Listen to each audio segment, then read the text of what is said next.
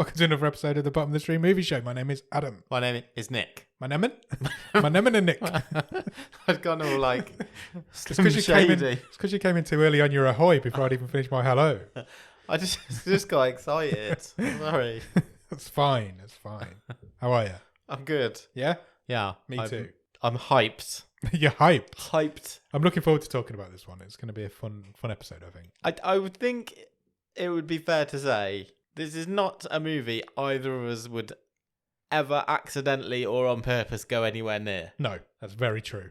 So thanks to Robin for pulling this out. Thanks, Robin the Randomiser. If you missed the wave, that's the name of the randomiser now. One thing we should say before we start doing this film is it appears that when it came out, it was right at the top of the stream. Fine, I've never heard of it. I haven't either, so it's not breaking any rules. We're fine to do it. At one point, it was in the top 10 most watched Netflix originals of all time. Did it flame bright, but then short? Yes, I think it did. I think that's what I was going to say. It seemed to have gone right to the top and then sunk to the bottom quite quickly.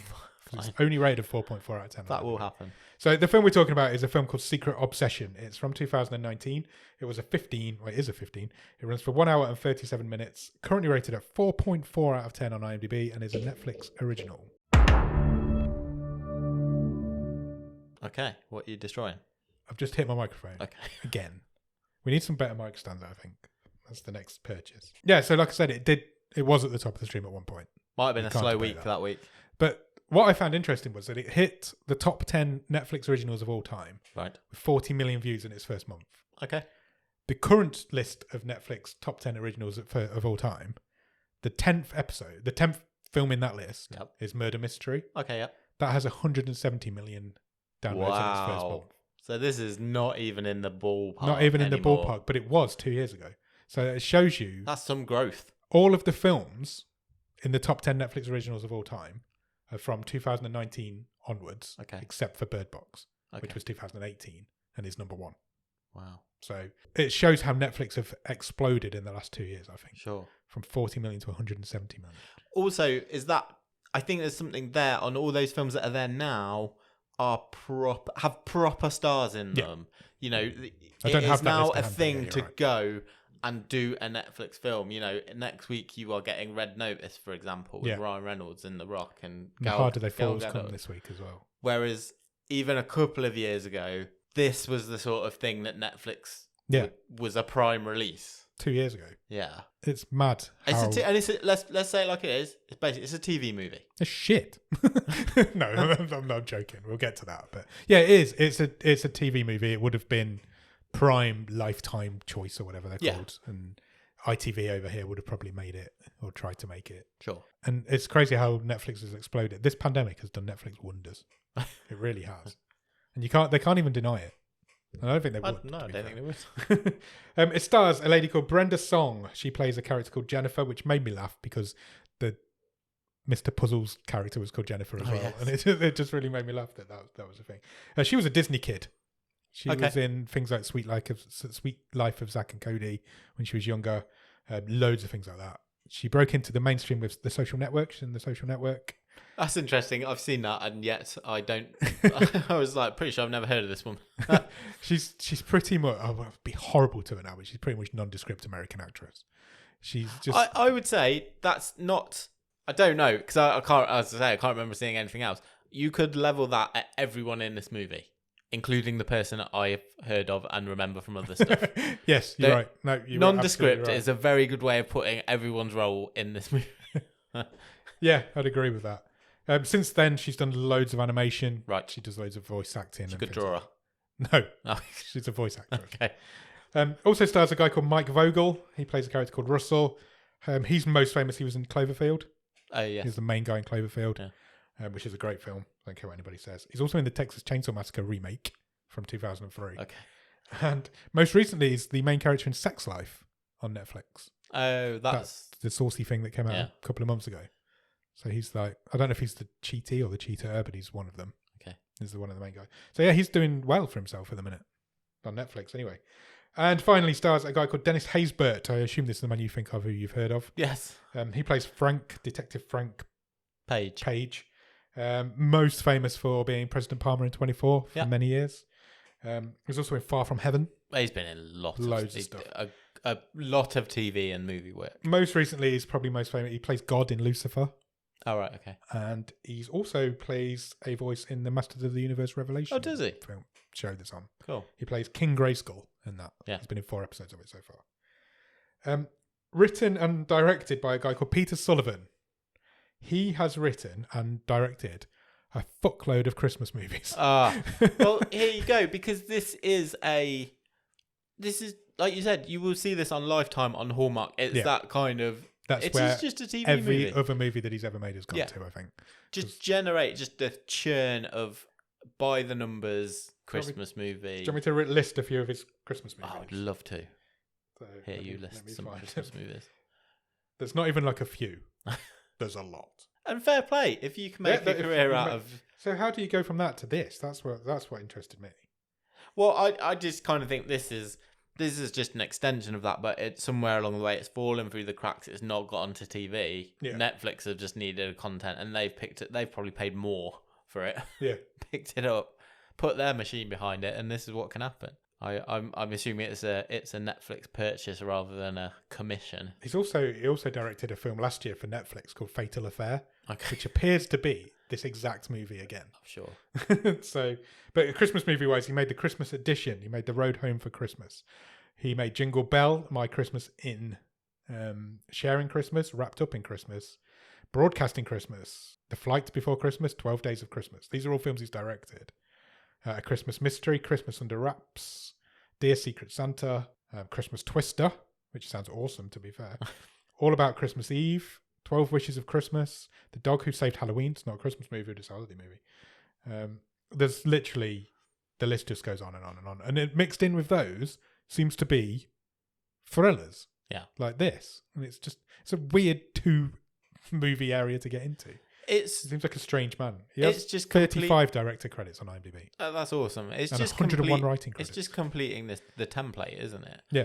Imagine if he doesn't like Christmas. By now, he must hate it. Yeah. By now, he must do. It might be difficult not to be jaded by all the sort of, you know what it's going to be. His whole life man or woman returns to their hometown and falls in love unexpectedly with local doctor, sheriff. Yeah. If he makes anesthesiologist, it's the same movie over and over. 3 Christmas movies a year, then his whole life is just Christmas. Sure, it's just Christmas all the time in his life. Maybe he just goes to the beach. No wonder he was like Day. Attacking women and women in his other films. Do you have a 1-word review of Secret Obsession? Vapid. Vapid. Wow, scathing attack. I don't always like. I try not to give away my thoughts early on, but we've already jumped that shark. So. I texted you whilst I was watching this. I was like, I think this is the laziest film I've ever watched. My 1-word review would be lazy. Interestingly, the word lazy crops up several times in my notes. It's so paint by numbers that I got the twist in about the 4th minute of the film. Same. It's like I was watching it on my own, no one else was there. Same. And I was like, I know what the twist is. Yeah, straight away. Yeah. It was one of 2. At one point I thought it was going to be both. But one of them just was a complete MacGuffin and didn't go anywhere. And then we'll get to him.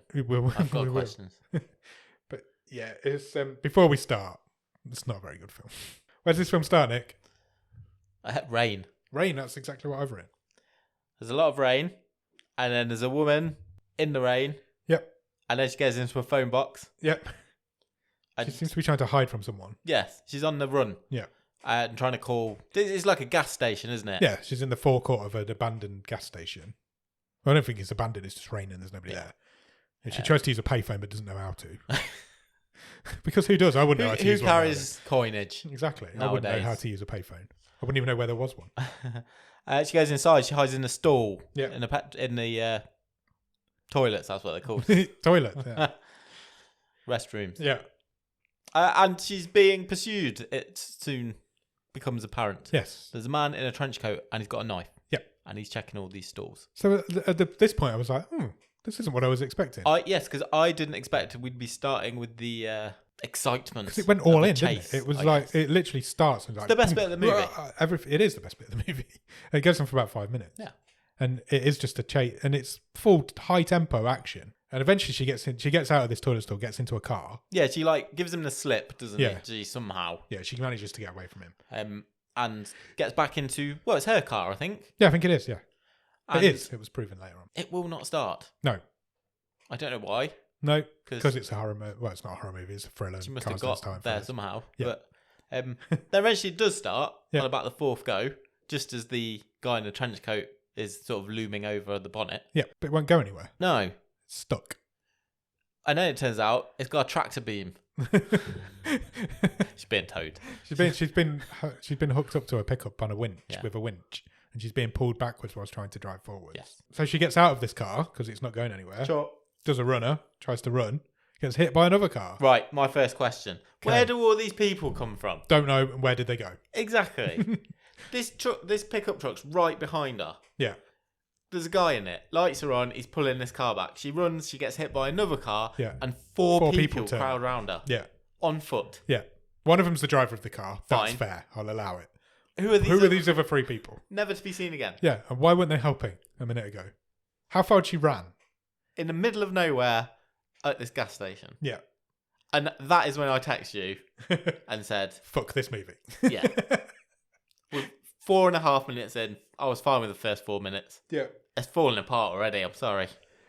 The biggest crime of this film that never gets answered is why was she at this gas station in the first place? Yeah. We never find that out. Well, she was trying to escape this guy. Yes. But why is she stopped? Yes. Yeah. They never say her car was out of gas. No. And it can't have been. She wouldn't have been trying to drive away. Yeah. There's a lot. I've got questions about her parents. Yeah. I've got questions about where this all came from. And her husband specifically, I've got a massive question on. So it cuts from there. It goes into the title. It hits the title card. She's there being rushed into hospital on a gurney. Also, Secret Obsession is the blandest title. Doesn't even make any sense. Doesn't even relate to the film. No, because it's not a secret. No, it's not. And it's the least secret obsession ever. It's just such a TV movie title, isn't it? Yeah. It's a TV movie. It's a trashy paperback. Yeah. That your mum will read on the beach. Not your mum. Well, she might do. Well, she might do. Mums in general. So yeah, it cuts to the title card. The title is Secret Obsession, obviously. She's being rushed into hospital on a gurney. She's having wedding memories whilst this is happening. Yeah, she's kind of having flashbacks to, yes, I did have a husband. Yeah. And we did some romance stuff. We need to establish that I have a husband. Who we don't. No. We can't identify, but I was in a relationship. But then we can identify him because he shows up. Oh, yeah. He runs into the hospital. And it's basically a waiting montage of him waiting for her to get better. He ignores the nurse and he manages to get right through into the operating room. Yeah, literally made me laugh. To the door before two blokes to stand in his way like this. Shouldn't be here. It shouldn't be here, mate. She's in surgery. And this film cuts quite quickly at this point because suddenly then it's the next day and she's out of surgery and he's allowed in to see her. We won't give the twist away. I think it's fairly obvious what the twist's going to be. Yeah. And why did they give it away here? Because he runs in, he sees the nurse at the hospital, who appears to be the only person working there pretty much through this. I've written that as well. She's the only nurse. She answers the phone. She does all the admin. She's a physio. She goes through the CCTV. She's the physio. She does it all. I've written that down. I was like, she's the only nurse in this whole hospital. And Jennifer's husband's first question, did she say anything about what happened? Yeah. It's not, is she okay? And I'm like, well, fucking thanks for ruining this twist then. This is suspect already. Yeah. As soon as he ran in the door, I was like... First line he says. Yeah. As soon as he ran in the door, I was like, well, he's the bad guy. It's obvious. It couldn't be more obvious. And then we cut from them. We leave them for a bit and we meet the detective for the first time. Frank Page. Blandest name of all time. Oh, no, just before that. So, okay, sorry. So Russell goes to sleep next to her, as you said, in the chair. Yeah. He's creepy and he's got a beard. But then there's another creepy beard guy looking in. Yes. From the hallway. Who's this? We'll get to him. I've got many questions about him. Me too. Many. Then we meet Frank Page, Detective Bland Frank Page. He gets a phone call, buys a teddy bear, and then drives to a hospital. That's how we meet him. He goes to meet. He speaks to Russell when he gets there. He's gone to find out what's gone on. He's like, where were you during all this? Yeah. And Russell says, I was at home alone. Yes. She went out to get groceries. Yeah. And then never came back. Yeah. He said, I waited an hour. Yeah. And then he called around. No one had seen her. Yeah. And Bland Page goes, problems at home? Oh, yeah. And Russ was like, no, we've just been got married 2 weeks. Yeah, we just got married. We're doing it everywhere. Yeah. Yeah, that's exactly what he says. We've left our lives. We've moved up to the mountains 2 weeks ago. Everything's great. And then Detective Page goes, well, her car's missing. It's not there. Yeah, where's her car? Still don't know. And then he goes home. As a cry. This is my thing. This is the question I'm having now. So he goes home. He gets this bear that he brought earlier on, and he wraps it up. And then he has a cry. And then he has a cupboard full of wrapped up presents. Yes. Because he appears to have a missing daughter. Yeah. That must have been missing for a long time, so there's a lot of presents in this cupboard. So I'm like, is this twist that she's going to be the daughter as well? I was like, at this point, I was like, anything could happen in there. I already knew at this point that the husband was the bad guy. And this doesn't ever really get mentioned again. No, it doesn't really. It's a complete MacGuffin. And I don't know if you're going to say the same thing I want to bring up. So he puts, like you say, he puts the present in the wardrobe. There's a whole wardrobe full of presents. He's obviously done for every birthday, Christmas since his daughter's been missing. Whilst he's doing that, there's a news report. Yeah. We're used to seeing a news report as a way of explaining plot. That's the bottom of the stream's trope. But he's not watching TV. No. So to our knowledge, he's not got the radio on because his daughter's been missing for ages. Yeah. So we just hear a disembodied... years-old news report. Yeah, if it's just to tell us what he's sad about. Yeah, I think I can get that his daughter's missing from all the presents. Yeah, I don't need this voice just going. Detective Page's daughter was been missing for 20 years. When she was 10. Yeah, police have no leads on this matter. That was so weird. What a weird choice. Yeah. Talking of weird, the next scene we meet a doctor, and he blew my mind. So. We go back to the hotel. I forgot about him, yeah. We go back to the hospital. Yeah, I forgot about this doctor. Russell is given the news by the same nurse, she's in it all the way through, that Jennifer's awake. Yeah. And that he can go and see her. So he goes with a doctor. And he says to the doctor, well, the doctor tells him what's wrong and that she's going to have some memory loss. So he says to the doctor, will she know who I am? And the doctor's like, I'm not really sure. We don't know. Until you've seen her, we don't know. Yeah. And then he says to the doctor, will she know who I am? He's like, just give it to me straight. And the doctor's like, well, we don't really know. It could go either way. And then he says to the doctor, will she know who I am? And he went, no. She doesn't remember you. Why was he so reluctant to tell him? He was like, she might do. She might do. Plus. No, she won't. I laughed out loud. I was like, that's the worst How thing. does he know? If she won't know him, she might, because surely it's entirely plausible that they may have said to her, "Do you remember your husband?" And she says, "Oh no." Yeah, but that's not to say he wouldn't walk in and she'd go, "Oh, there he is," which is what he was getting at in the first place. But it was like he got pissed off with being asked the question over and over again. No, you fucker. No, she doesn't know who you are. It made me laugh out loud. He should have just gone, "I'm not even a doctor. I'm just I'm not even an actor." Yeah.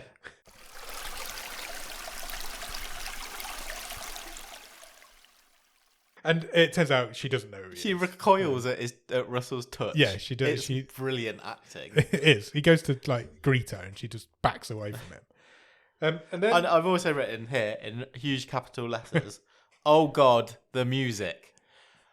The score to this movie is horrendous. Is awful. Yeah, and it's something I don't want to say I never paid attention to scores in movies, but I think you only notice them if they're bad. Yeah. A good score you shouldn't notice. Because when we do a bad movie... Yeah. We seem to mention it all the time. And it doesn't match what I'm seeing on screen. It's dramatic when it doesn't need to be dramatic. And then the opposite... Yeah. In places, it's terrible. It really is. Really I've bad. got a point about it in about 3 lines. I've got a point about it as well. So she doesn't know who he is. And we cut away from them two at that point. We go back to the detective. And he's interviewing people who were there at the scene. Yeah. And he interviews the driver. And he says, look, I don't know what happened. It was all a blur. It all happened really quickly. Yeah, she came out of nowhere. It was raining. Yeah. And he says, I did see a tow truck. And it seemed to be pulling a car.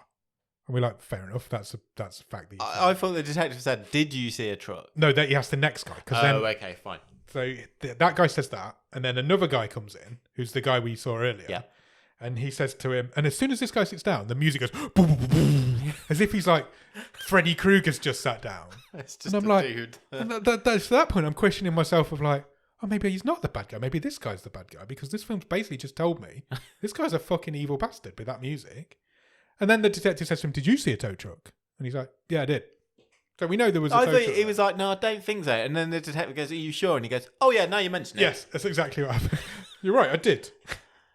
I think it was towing a car. Yeah. I was like, who is this guy? I've just put, where did all these people come from? When she was... Because I was now isolated. Questioning myself, thinking, this is the bad guy in this film now, because he has to be. Because that music's just told me he is. Never see him again. You see him once more in an even more nonsensical role. So we'll come back to that later. Then we go back to Jennifer and Russell. They're kind of reminiscing, trying to catch up some memories. I've called him Husbeard. His name? I don't know if we got a name by that. He's telling her about her life, isn't he? Yeah, he's telling her about her life. And she says, have you told my parents? Do they know? And he's like, your parents have been dead for years. Yeah, he died in a fire. Yeah, he wasn't even like, he didn't break it to her gently. And she freaks out at that point. She didn't know that. Mm-hmm. So she's like, okay, I'll get out. I want to be on my own for a bit. And then this guy shows up again. I'm fascinated by this character. Me too. So this is the guy who was creepily staring at Russell and Jennifer. Yeah. A couple of scenes ago. He was one of the guys who just turned up out of the blue at the beginning. Right. Okay. So it wasn't the driver of the car. It was one of the, when you said who are these random people, he was one of these guys. So then he was looking at Jennifer and Russell at the beginning, and then he got interviewed by the cop. Yeah. And now he's turned up again at the hospital with some flowers for Jennifer. And it's such a lazy attempt at a red herring, isn't it? Yeah, it really is. Because I'm like, what? Who is this guy supposed to be? And why am I scared of him? Because he was massive, great big guy as well. Yeah, and I'm like, guy. He turns up with flowers. And he says, I've just brought these for the lady who was in the car crash. He's like creepy beard man. So at this point I was like, is he real husband? Or why, if he is real husband, why is he not? Why is he hanging around? He knows these people. Yeah. So I don't know what it was. Then we get a getting better montage I've written. She gets, I don't know how much time passed. There must have been Russell, her husband, is doing all the, he's the physio. Yeah. He's doing all the brain training with her. Yeah. This is the only time the nurse isn't in it, is when he's... When he's physioing. Yeah. They're playing in matching, the hospital. Getting cards to match, aren't they? What's that game called? Snap. No, where you have loads of cards. It's like the start of Ghostbusters. Yeah. But there's no electric shocks. And then she gets discharged by the same nurse who wants to come back and do physio with her because she's also a physio as well. She gets in the car, he helps her in the car. She has a little mini flashback in the car. Yeah, it's the last time she was in a car. Didn't turn out so good. Shit went down. And I've written here, I bet they've got an amazing house. Yeah. And then they pull into the driveway of this incredible house. This place is unbelievable. It was beautiful. And I was like, I just knew it was going to be an amazing... You knew it wasn't going to be a flat or a bedsit. You knew it was going to be this amazing house in the country in the middle of nowhere. And it was a beautiful little house. So she explores. They go into the living room. Yeah. He's left the fire on. Of course he has. Full on log fire. Just go in. He's been in this hospital for days. She's like... He's supposed to switch that off before you leave. Yeah. He's like, I've set up the guest bedroom for you. And she's like, well, I want to be in our bedroom. Yeah. So he's like, we're upstairs. So she's like, I'll go upstairs. So she goes upstairs. He takes her upstairs. Yeah. And she kind of just sits on the bed. She's trying to remember. It makes sense that she want to go into her bedroom because that's the one place she'd remember. Got onto the balcony and he's like, oh, you loved it here. You loved the garden. You know, we're a mile from our nearest neighbours. Yeah. And he leaves her up there on her own. Russell goes back downstairs and he gets a phone call from the detective. Yeah. And he says, look, I want to speak to Jennifer.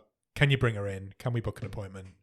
11 o'clock tomorrow morning. Sure. Bring her in. Russell's like, no, she's not. She's still a bit ill. And the detective's like, I'll see you tomorrow. Yeah. Not having any of it. But Jennifer's overhearing this conversation. Because it appears that they've totally forgotten to speak to her in the hospital. Yeah. All that time surely she she didn't just and stuff. Yeah. She didn't just wake up. She was awake the whole time. Yeah.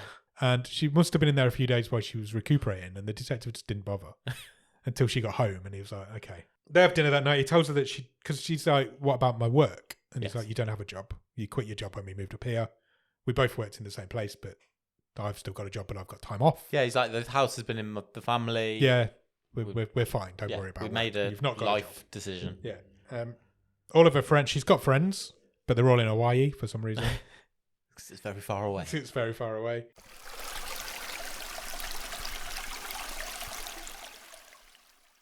And then this film takes a weird turn. Yeah, so Russell goes out, doesn't he? Yeah, he does. And he goes to meet this guy. Don't know how he finds him. Don't know how he even finds knew the who beard he was. guy. Yeah, the guy, this strange guy. We don't know who this guy is. Nope. We don't know how Russell knew he even existed. Correct. We don't know how Russell found him. What we do know is that Russell kills him at this point. Yeah. really, really sloppily. Really sloppily and really violently. Yeah. What the fuck? Yeah, he's just like, stop hanging around my wife. Doesn't ask him any questions. No. So, not like, who are you? What are you? And then They've never met, as far as we know. Yeah. Beats him up with a crowbar. Yeah, he beats him. Was it a crowbar or a golf racket? Golf racket? Was it a golf racket? I thought it was a golf club. It wasn't a golf stick. It was a crowbar. Was it a crowbar? Okay, fair enough. But the guy, just before the guy dies, he sets the alarm off on his car. Yeah. So it alerts all the neighbours. So Russell just pulls him behind a bush and strangles him. Yeah, but they're just up against the house. In the broad daylight. In the light. Well, it's not daylight, it's night time. Yeah, but in the flashing lights of this car alarm. But some of the neighbours come out, have a quick look. But you don't go out. If there's car alarm going off in your street, you don't go out here. That's fair. But maybe. They're not quiet about it. It was fucking lazy is what it was. I don't understand why this character was here, who this character was, and why this character had to die. Never addressed. How did he know him? I don't know. Why did he have to die? Interested passerby? That's how it made it look, because he was there at the beginning. But it's like, why did he go and kill him? There's no effort, like I say, into sort of like trying to portray him as a possible suspect, and therefore, he was the red herring all along. No, he's only in 3 scenes. Yeah, and it's so lazy. Shit. It's so lazy. I just didn't understand what was going on. I was like, I can't understand why this man's just been murdered. And then, even more lazily, Russell gets home, and he's brought the body with him. Yeah, and just buries it in the back garden. Yeah, really shallowly. He doesn't even dig a hole. He just even a mound. There's a grave mud on top of it. There's a grave mound. And Jennifer just sits in the window and can see him doing it, but never questions it. The next morning, Frank gets stood up. They obviously don't turn up to this appointment they made at 11 o'clock. So he looks up Russell's name on the police database. Yeah. There's no Russell Williamses. There's no Russell Williamses in California. Not one. There's zero results found, it says. Yeah. Not a single one in the whole of California. Look, I know it's not the sexiest name, but I'd have thought there'd be a couple. Me too.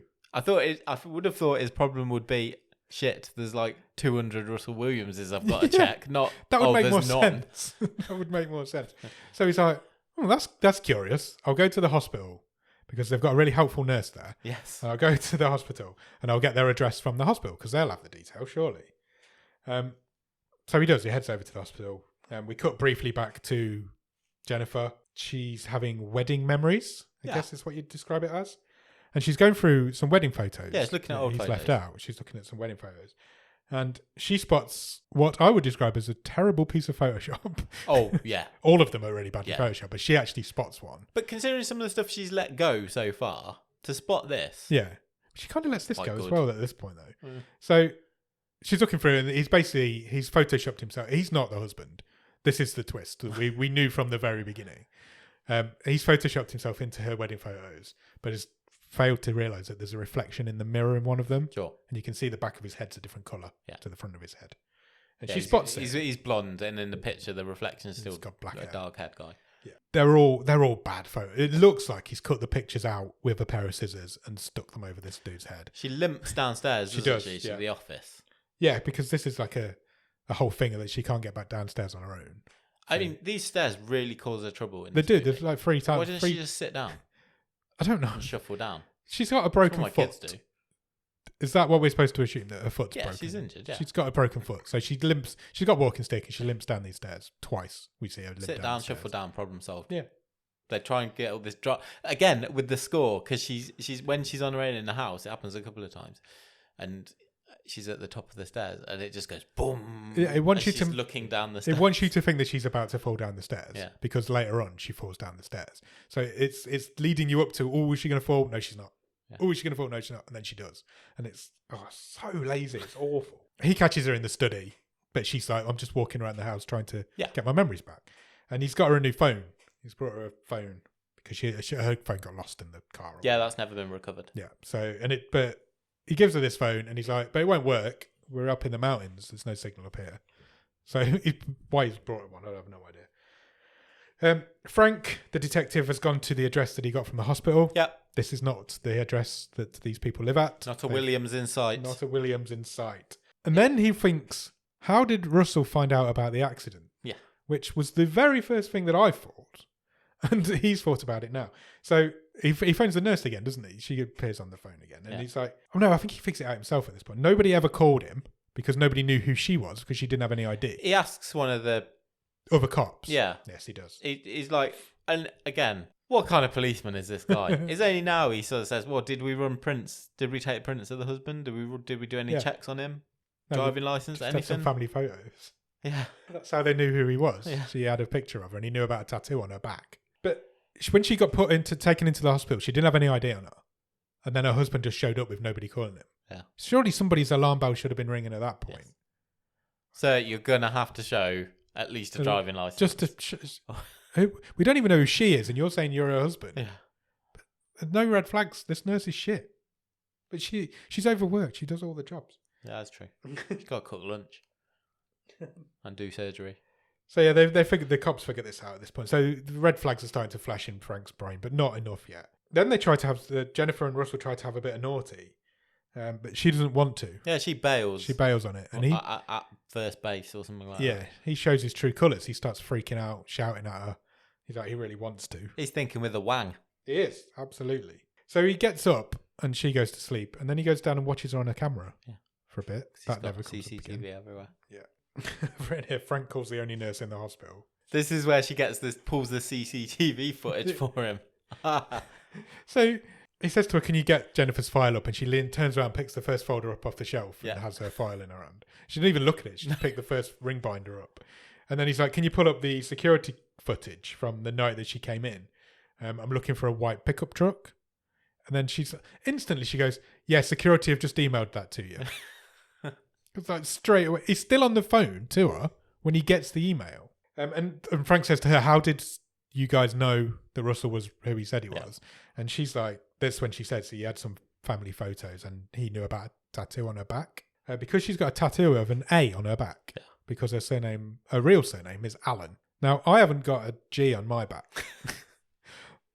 It's like a family crest. Don't think you've got a D on yours. No, it's not. Well, it's just an A with some flowers around. It's an A with like a with a bit of Celtic stuff around it. But Detective Page then goes to like a tattoo studio. Yeah. And says, "Look at this tattoo. Can you tell what it means?" And the guy goes again, picks the very first book up and goes, turns to the first page. This is it's number 14 on this menu. It means tattoo Alan. Menu. Yeah, it's the family crest for Alan. It was just an A with a bit of vinery around it. Proper police work, that. But then he does do some proper police work because he realises that her name's probably Jennifer Allen. Could be her husband's name, Alan. Yeah. Who knows? But so he puts into his police computer thingy Jennifer Allen, and it only brings up one result. She doesn't even live in the same place. She lives in San Jose with her parents. He finds out that she lives with her parents in San Jose.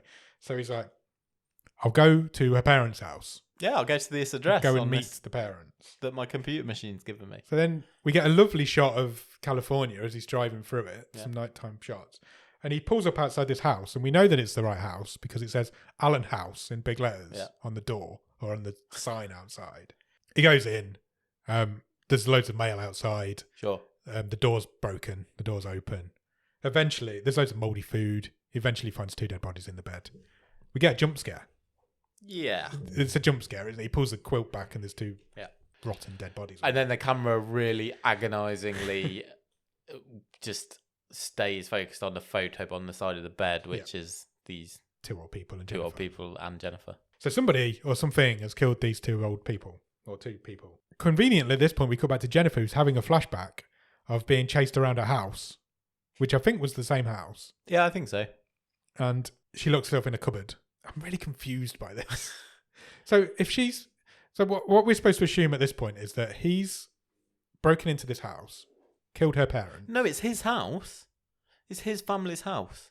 Whose family's house? Russell's. Fake Russell. The man who's got her. Because remember, later on, Detective Page pulls the... So why are her parents there? Am I being stupid? No, the big house. So she's hiding in that house. I thought it was her parents' house that she was hiding in. Oh, it could have been. It's not clear. Oh, you don't think she was being chased around the big house? No, I think she was being chased around her parents' house. Her parents' house. Could be. Which begs the question, where's her real husband? Because she has got one. Anyway. He was, we'll get to him. It doesn't matter, it's unimportant. She tries to get him out of the house at this point. Yeah, the next morning. Yeah, Jennifer and Russell are still going through the motions of he has a shower and gets dressed really quickly. I've written that down as well. So she knows now that he's not her husband, I think. I think she's figured it out. But she's obviously still going through the motions because she's trapped with him. And she sends him out for groceries because she's going to cook for him. Yeah. And then I've written, he just got out of the shower, got dry, and fully got dressed.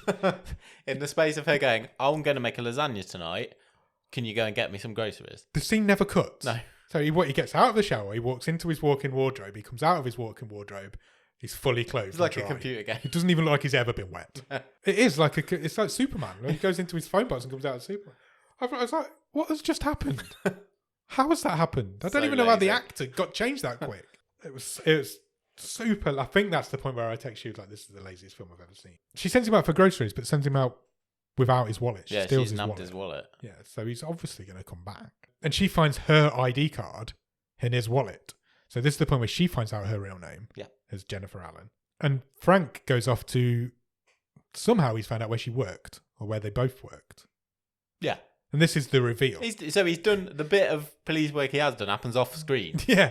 Because he's got a name, he's found out where she works, yeah. This is the reveal of the twist that we got 40 minutes ago. Sure. So Frank goes to where they work. He talks to somebody who works there who worked with her. He's like, they both left. Russell, Jennifer, office romance. Yeah, they got together here. They decided to leave, go move up into the mountains, which we already knew. That's fine. That story's real. So and he says, I think I've got a photo of them over here because I don't know about you, but my work's got loads of photos of us all. Oh, yeah. The building, yeah. All over the wall. Last Christmas party. Yeah, pictures all over the wall.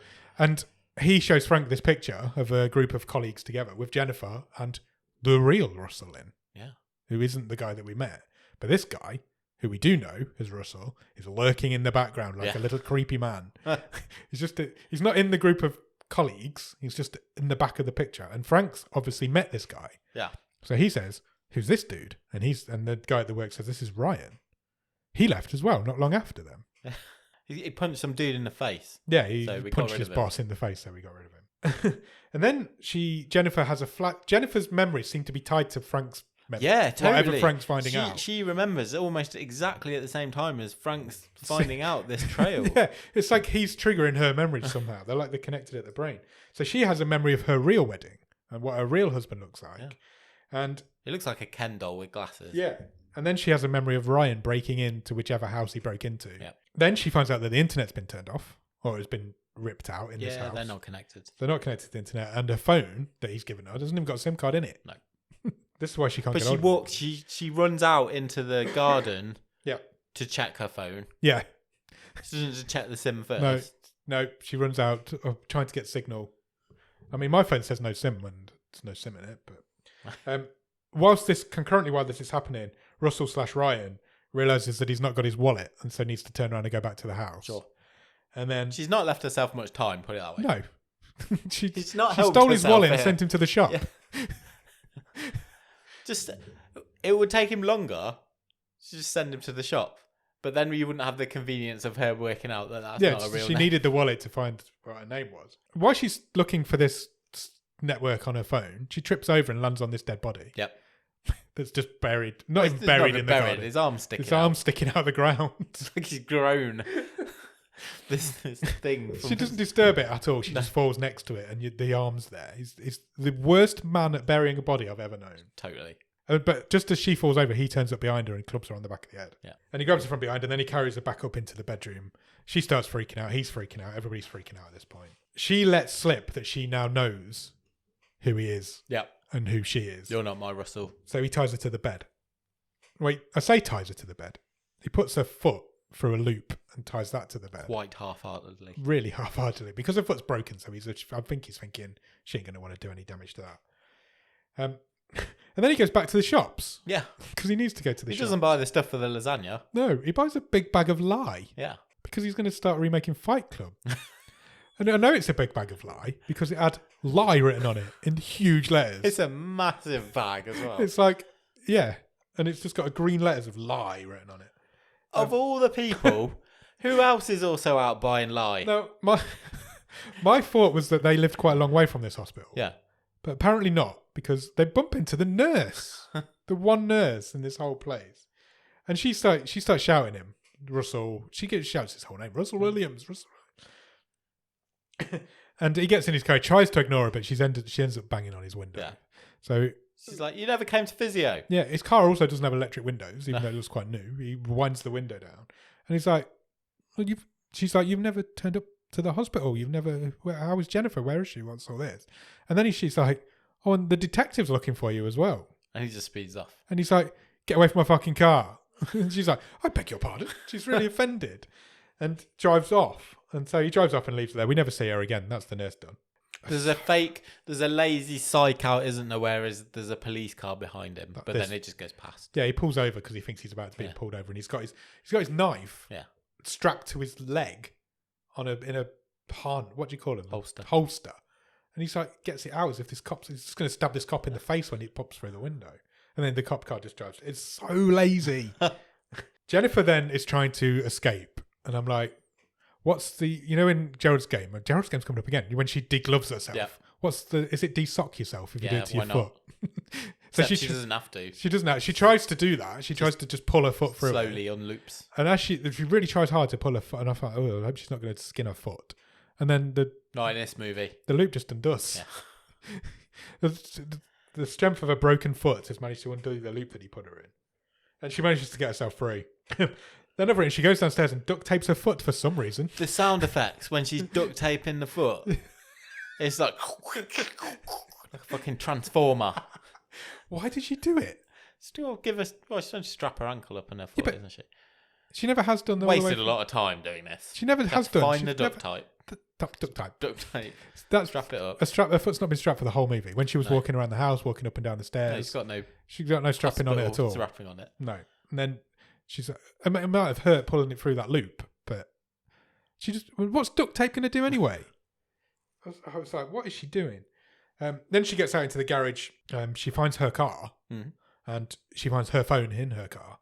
But that's got no signal either because we're out in the mountains. No, but it's got a picture of her and real Russell on the home screen. Yeah, that's how we knew it was her phone, I suppose. Then the garage door starts opening because horror movie. It's not even a horror movie, but that's the trope from a horror movie. And he's back, so she hides in the back of this car. It brings the lion. The lion? The lion. I wish there was a lion in this movie. Wish it was the person who wrote it. And he brings the lion, and there's a body in the boot of this car that she's hiding in.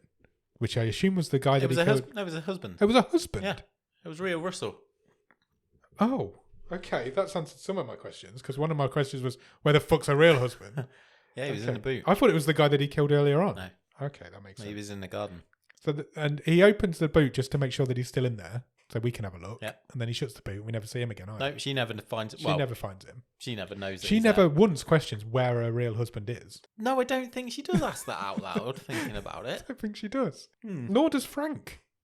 This is what I mean. I didn't think we ever even acknowledged the fact that he existed. So that's fair enough. But it's still terrible that nobody even mentioned who he was. She goes. She now has to leg it out the garage, back upstairs on a duct tape foot into bed. Yeah, because she needs to get herself. Because as far as he knows, she's tied up in bed. And this is a painful sequence to watch, where she's just a tiny bit ahead of him. Yeah, she's almost sprinting. She's turned into Usain Bolt. Yeah, and he's just walking slowly behind her. And he's always like 5 seconds behind her, and she hasn't got time to tie her foot back up. So she just puts a quilt over it. Yeah. And hopes that he won't ever look under there. So he gets back into bed, puts the quilt over it.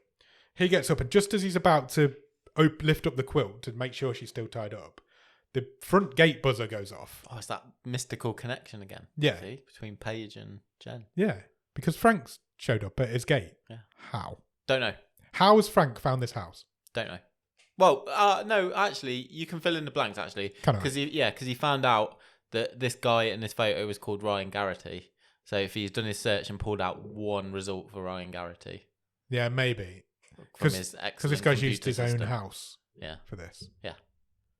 It's his family house. We find that out now. Yeah. Because he lets Frank in and then disappears. Frank doesn't go to the door. Nope. He runs up the drive and just shouting, Russell Williams. Yeah. And I've just written, go ring the doorbell. You know he's in there. Yeah. He's just let you in. You've spoken to him on the intercom. The door tannoy. Yeah. Call back.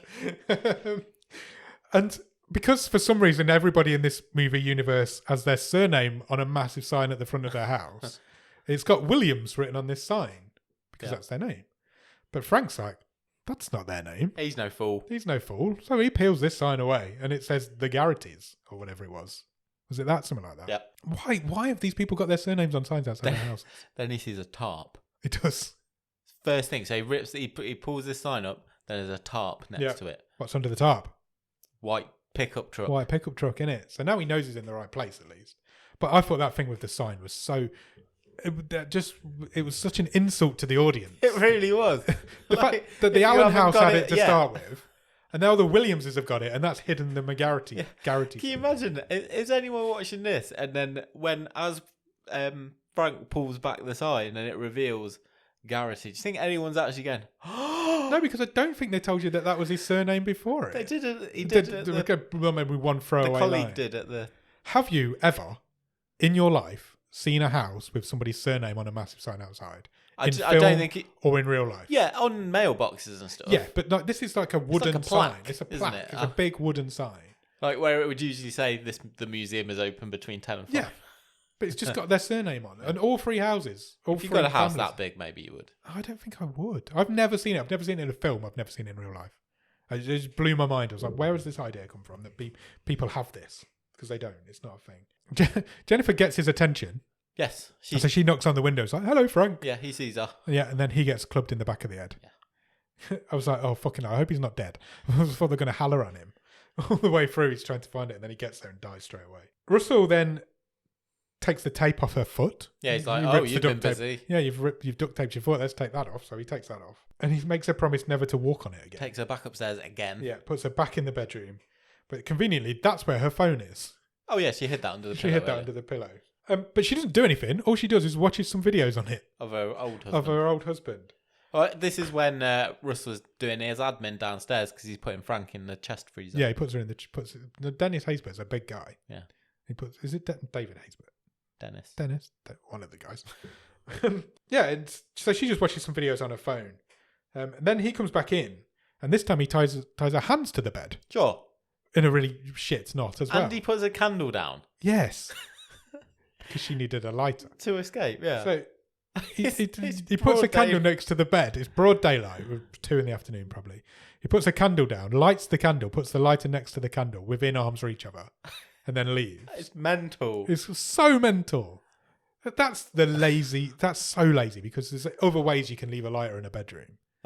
And she's like, well, that's handy. He's left me a lighter. Yeah, and she's like, oh, I've been thinking about what you're saying, and yeah, maybe we could have a life. Yeah. And he's so stupid. He's like, oh, finally, you've come around. Well, I've done lots for you. I watched you for years at work, and then he admits that he's killed her husband and killed her parents. Well, he says, I killed your husband and everybody else who could get in my way. And he says, oh yeah, then I saw my chance with the amnesia and all. Yeah. Yeah, and he says, and then fate stepped in and put you on a plate. Frank wakes up in a freezer. He leaves. She kicks the lighter on the floor, manages to pick it up. Well, she's like, oh, maybe could you go and get me a drink? Yeah. He's like, yeah, sure. It's gonna be a minute. Yeah. She should have said, can you go and make me a roast dinner? Because he probably would have done it. Give her a chance. Yeah. And so she picks up this lighter and burns through the rope that he's used to tie her up. It wasn't a rope that he used on her feet, but it's a rope that he's used on her hand conveniently. Yeah. So she sets fire to this rope and burns through it. And then he comes back in. She's not on the bed anymore. He's like, oh, where's she gone? And then she bangs him out with a vase and locks him in the bedroom. She shuts the door, locks the door. And then I'm really sorry, but I laughed out loud when she fell down the stairs. She locked him in the bedroom. He literally woke up straight away and starts banging on the door. She runs down the stairs, falls down the stairs because We've seen her try and walk down it twice. Like I say, just go down on your backside. Yeah, she went flying down the stairs. It was funny. It was funny. Frank manages to break himself out of the chest freezer. He does. Kicks it open and gets himself out, but he's all discombobulated. We're off into the woods. And at the same time, he breaks out of the chest freezer. Russell Ryan breaks out of the bedroom. Yeah. So we've got a chase going on. Sure. We've got a man who has two men who have just been knocked on the back of the head, and one woman who's only got one foot that works. Correct. And they're having a chase. They're all out in the woods. So she's hobbling off into the woods. She's walking really slowly. Ryan's right behind her. Russell/Ryan's right behind her. He's also walking really slowly. And then Frank's right behind him, also walking really slowly. From a distance, this must have looked ridiculous because there's just three of them just walking slowly behind each other. She picks up what I would describe as a tree. It's a tree. Yeah. You could call it a log or a branch, but it's massive. Yeah. She's like, I'm going to hit him with this tree. And so she tries to swing it. Obviously, it takes her fucking ages, and he grabs it off her. Yeah, he's like, I wasn't born yesterday. And then he pushes her down a hill. He doesn't brain her with it. Yeah, he just lightly pushes her backwards, and she falls down this hill. And then he's got Frank's gun, so he pulls Frank's gun on her. Oh, okay. Cool. Because Frank's holster was empty when he was in the freezer. So he's got the gun to her head, and he's like, I'm going to kill you now, because I've had enough of this shit. It's ridiculous. I'm not taking you upstairs again. Yeah, I can't take you back to that bedroom. And just as he's about to pull the trigger, Frank comes out of nowhere and rugby tackles him to the ground. They have a scuffle. They have a fight, and she shoots him. You've seen her shot a million times. Yeah. She's standing there. She's got the gun. Will she? Of course she will. She does. She shoots him, and it's like the sound effect is like a rocket launcher. It really is. She shoots it. She hits him, I think, in the shoulder with the first one, which makes him fall off Frank. She misses him with the second shot. Yeah. She hits the pavement, and then she hits him square in the chest with the third.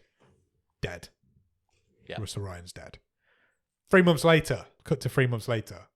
Because we don't want to know what happened after that. No. Fuck it.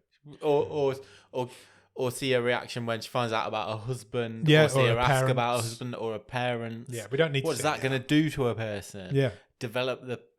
so much story you could tell there. Yeah. No, I don't need it. What we need to know is that Frank's retired and is going to move house. Yeah, he's going to retire to play golf. Yeah. So 3 months later, he's given the toys away to the charity. We're at Frank's house. He's given his presents away. Somehow he's managed to get over that. Yep. Don't know how. Just has. He's packing up his boxes. He's moving away. He's going to move to, I think it said Sacramento. Jennifer shows up to see him, to say bye to him. She's like, I am also moving today. Yes. He's moved to Scottsdale. Sorry, I wrote it down. And he's like, are you going back to San Jose? And she's like, yes, I am. Nice to meet you. Thanks for all your help. Thanks for all your help. He gives her a note that he got from her real husband that he found.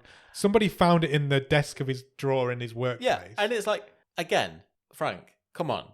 You must have had this debrief. You've had months to give this to her. And you're relying on this seemingly chance visit of her popping round to give it to her. 3 months later. Yeah. When it seems like they're friends now. It's a note now. from her real husband. Yeah, and it's just a soppy love letter. Yeah. And then this abomination of a film ends there. Yeah, it's Russell saying, I've always loved you, whatever time we have together. Yeah, the real Russell. Yeah. Not dead Ryan. We never know what happened to him, dead Ryan Russell. This film is ridiculous. Do you know what? I've really enjoyed talking about it. And I knew I would. I knew we'd have a good time with this one.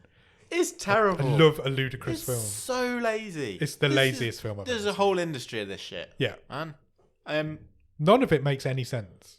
You could drive a bus. Through all of it. Through the... I still don't understand the thing about her parents living miles and miles and miles away in San Jose. And who killed them? I presume he killed them. Yeah. But then why? And then... I don't understand where he killed her husband, he killed her parents, and he tries to kill her. But all of that happens off screen. Yeah.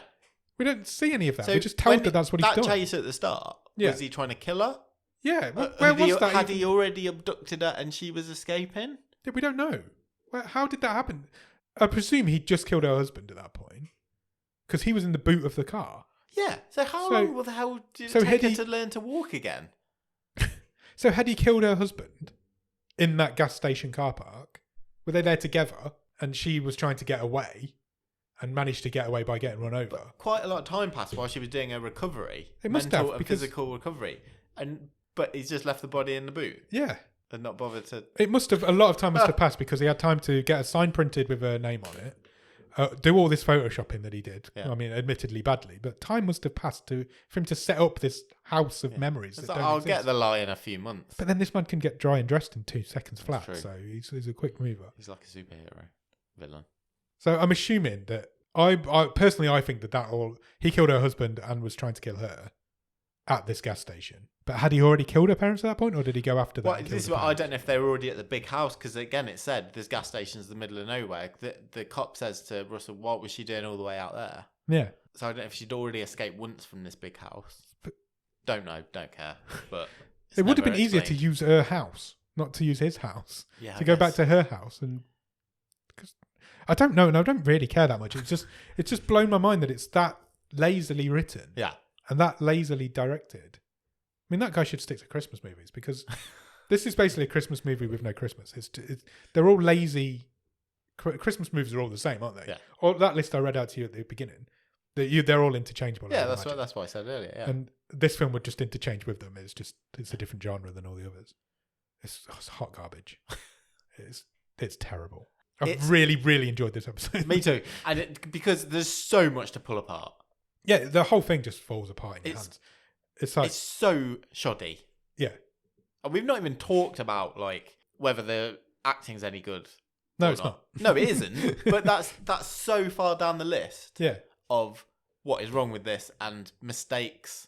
It's not. We've not even talked about it. No, we've not. You're right. If we are going to talk about it, I thought she was terrible. I thought everyone was terrible. I agree. Fake Russell, he was so bland. It's like uber bland. No charisma whatsoever. Even Dennis Haysbert, terrible. Terrible. We need to find out if that's his name. I think it's David. I've got it written down. He's bored us so much that we've forgotten his name. I apologise if I got it wrong. One of us has. I think it's David. Oh, it's Dennis. You're right. I'm wrong. Okay. Fine. I take back my apology. Considering he's like quite a well-regarded actor. Yeah. He's done a lot of stuff in his career. He's a fine actor. He was awful in this. She could have been interchanged with one of 100. So could million. he. Yeah, both of them could, to be fair. They could have been interchanged with any other actress. It could have been done by AI. 10 a penny. The 10 a penny. It could have. It could have been written by the bot. Yeah. That's what I want to do. I wanted to write a romantic thriller and see if it comes up with something better than Secret Obsession, because it's terrible. It's so terrible. It's entertainingly bad, is how I would describe it. Yeah. I was laughing my head off watching it. I laughed a lot. Yeah, I did as well. It's shameful. Here's the question. Yes? What's the best thing about it? The house. The house is lovely. It looks lovely. The setting is really nice. And there's one shot of like, I think it's San Francisco by night, and it looked lovely. But they don't do anything with the house. No. She's in like 2 rooms. Yeah, it could have been anywhere. She could have lived in a flat. Didn't matter. Yeah. And it's not like they're just using externals, because they're out. They're there. They're in amongst it. Yeah. There's no threat. Why signpost that twist right at the start? Literally 2 minutes in. Just literally straight after the title. Yeah, as soon as that guy turned up, I'm like, well, what's the point of watching this? I know exactly what's going to happen. The only other thing I thought is she going to be his daughter as well? I was like, the detective. Why not? Throw it all all in there. It's like may as well go totally crazy with it. I was sitting there thinking, he is definitely not her husband, and is she Frank's daughter? They were my two things I was thinking. Yeah. But then they just left that whole thing. That never came up again. It's not my little tiny gem would be, it's not terribly shot. No, I guess not. You know, it looks quite nice. Yes. From a setting point of view. If there's no people in it, any of the sort of shots, it's quite pretty. The set. It's a lovely setting. Yeah, California looks nice. That's as much as I'll give it. Same. Those 2 dead bodies in the bed were quite cool. I like that jump scene. So how do we make it better? I don't even know how you could make it better. The script is beyond repair. Yes. The script cannot be fixed. Yeah. The act, you could probably cast better actors in it, but they're still then working on that script. So these actors might do better with a better script. Probably. Don't signpost it. Don't make some threat in here. They've got nothing to work with. It did feel like all 3 of them were just going through the motions. Yeah. We're making this film. They probably took 3 weeks out of their lives to make it. Yeah. It's really bad. It's really, really bad. Which brings us to our stream table. Sure.